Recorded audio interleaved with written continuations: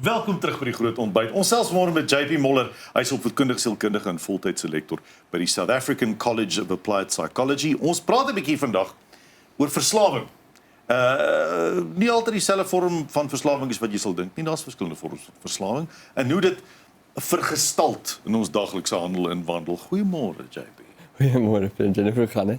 Lekker man, lekker heerlik om jou hier te hê. JP, kom ons praat oor Suid-Afrika en verslawing. Kyk, ons is nou maar net 'n hoë risiko samelewing. Ons is. Verslawing is maar een van die elemente waarmee ons te doen het. Maar verslawing is 'n enorme krik. As jy kyk na alkoholmisbruik, na middels, drankmisbruik en dwelmmisbruik. Ons is ver bo wêreldgemiddeldes as dit daarby kom. Wat is ons faktore? Wat is daai sosiale en ekonomiese faktore wat ons in Suid-Afrika so naby in ons vel voel dat mense verslaaf raak?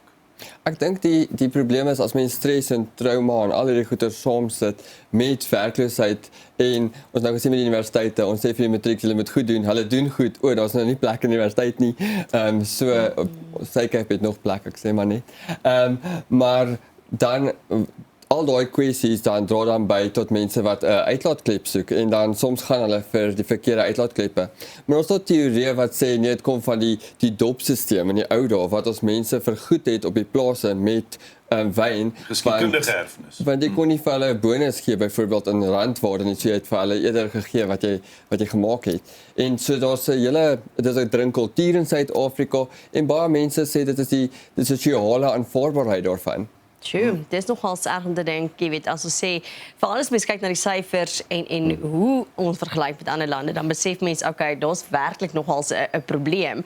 Maar so ook as mens kyk na dobbelary, veral aanlyn dobbelary en sportwetenskappe wat net toeneem die hele tyd.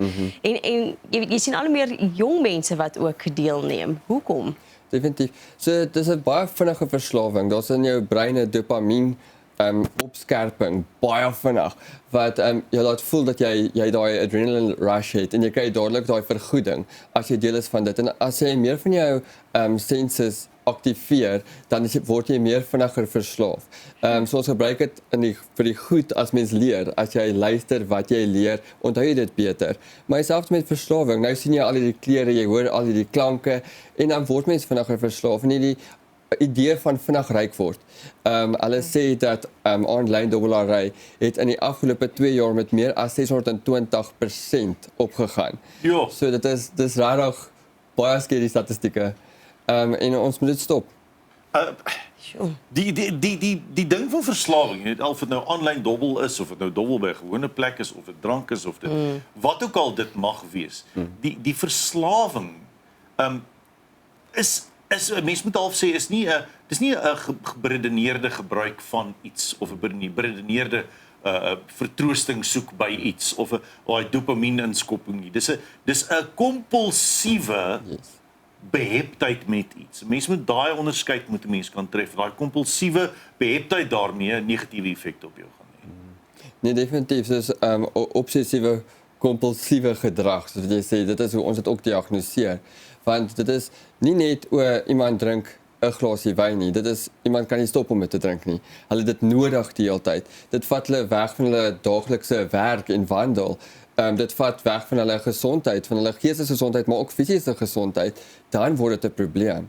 En dit is ook mens kan nie sê as jy 2 glasies drink dan jy dronk, maar iemand anders kan 5 drink en as hulle nog steeds reg nie. Dit hang af van persoon tot persoon. Maar sodra dit jou daaglikse aktiwiteite beïnvloed, jou gemoed affekteer, dan begin dit 'n probleem raak. En is daai ook die vroeë tekens waarvoor ek moet kyk, kom maar sê ek het 'n familielid of 'n vriend of 'n vriendin waaroor ek so 'n bietjie bekommerd is. Wat is van daai vroeë tekens wat ek moet raak sien voordat ek vir die persoon probeer kry by iemand wat hulle kan help? Ja, definitief. So, as jy sien hulle gemoed verander, as jy sien dat hulle nie hulle foon kan uitlos as dit online is nie, as jy sien dat hulle sukkel met werk of as hulle heeltyd daaroor praat of as hulle selfs begin praat oor selfmoordneigings en sulke goed want hulle het hierdie idee van ek wil vinnig ryk word, maar hulle kry dit nie, hulle behaal nie daai ideaal nie. En dan begin hulle twyfel hulle self en hulle begin twyfel maar hoekom nie? Dan moet mense begin wonder, maar wat gaan nie aan? Of as hulle begin praat oor nee, dis 'n hoër gesag wat vir my sê ek gaan nou wen, ek moet nou meer geld opsit, ek moet my huis se geld hier opsit, dan begin dit nou 'n probleem raak. Maar dis die hele ding van verslawing is, dis 'n persoon met 'n verslawing. Dit bly nog steeds 'n persoon.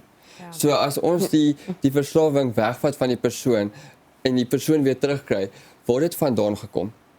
Ons kyk holisties na die mens. Dit is jou fisiese, jou geestes, ons kyk na alles saam, want hoekom? Hoekom het jy hierdie nodig om jou te laat voel dat jy vervuld is?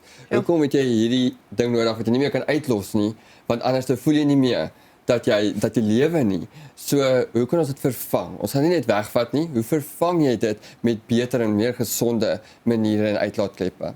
Want dit is tog maar soms die geval, nee, dat mense een verslawing verruil vir 'n ander.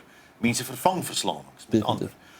Maar ek bedoel as jy 'n ordentlike ondersteuningsstelsel het, sal dit makliker wees om daai siektes te breek.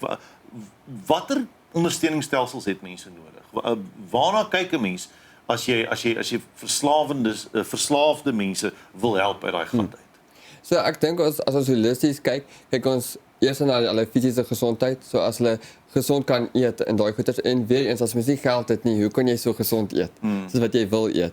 So maak jou eie groentetuin, begin sulke goedjies, so begin by die mens, dan kyk ons na hulle geestesgesondheid. Kyk na wie se ondersteuningsstelsels, is hulle mense naby hulle wat hulle kan help. En ek sê nie familie nie, familie kan help. Maar wat van 'n vriend, 'n vriendin? Wat van iemand wat jy mee kan praat? Soms by 'n kerk of by die werk. Wie het jy nodig om mee te praat? En dan ook definitief maar kyk na ander uitlaatkleppe. Soos byvoorbeeld gaan gym toe of gaan byvoorbeeld luister musiek in die stort of kry iets anders om dit te vervang, maar stap vir stap. Dit is nie een pilletjie vat alles weg nie, maar soms het mense ook meer 'n psigiatriese ingryping nodig of 'n sielkundige ingryping. So met die dollarry bellyn, hulle sê byvoorbeeld dat 40% van die mense wat hulle kontak sê, hulle kan nie die verslawing los sonder sielkundige hulp nie. So hulle moet gaan vir professionele hulp.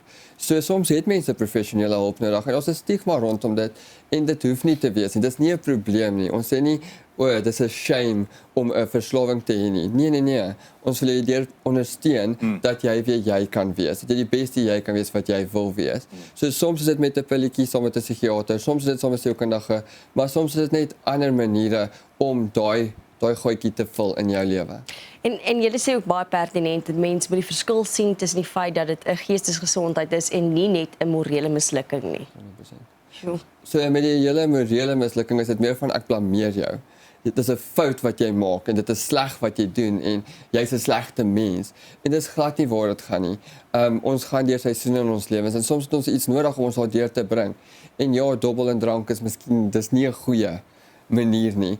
En daar is ander maniere, maar soms doen mense dit om te oorleef. In Suid-Afrika oorleef baie mense ongelukkig en hulle they're not thriving, they're surviving. Ja. So soms gebruik hulle goeders, maar kom ons sê nie vir hulle jy's sleg en jy's 'n slegte mens nie, maar kom ons ondersteun jou as geestesgesondheid. Ons verstaan waar dit vandaan kom. It doesn't justify the means. Maar ons verstaan waar dit gebeur. Ons kyk na hoekom het jy tot hiernatoe gelei? Wat is al die faktore, die sosio-ekonomiese faktore wat gelei het tot die ouers in jou jonger dae wat iets aan jou gedoen het, mense by skool wat jou geboelie het. Hoekom is jy nou hier? Ja. Dit maak dit nie reg nie. Dit verskoon nie die gedrag nie. Maar dit maak dit meer verstaanbaar. Dat ons kan kyk na jou van, maar hoe kan ons deur daai werk, die oorspronklike manier waar dit vandaan kom, as ons daaraan kan werk, dan kan ons jou hier deurtrek en saam met jou die pad stap. Minder victimisering en meer aktiewe betrokke hulp. Baie dankie JP vir jou raad. Dankie dat mense weet dat indien jy wel verslaaf is en dit dalk wegsteek vir die mense rondom jou, is jy nie alleen nie en jy is nie 'n bose mens nie. Jy's net 'n gewone mens wat met 'n bietjie hulp dit kan regkry so maklik soos dit. Dankie vir jou tyd vanmôre. Baie dankie vir julle. Baie dankie vir die geleentheid. Dis aan JP Mollerop, kindersielkundige en voltydse lektor by South African College of Applied Psychology. Moenie worry nie, jy is 'n mens. As jy verslaaf is, praat met iemand, kry hulp. Dis nie 'n skande nie. As ons terugkom na die advertensiebreek, is dit tyd vir die nuus, die mark en die weer en daarna gesels ons oor die naweek se sport.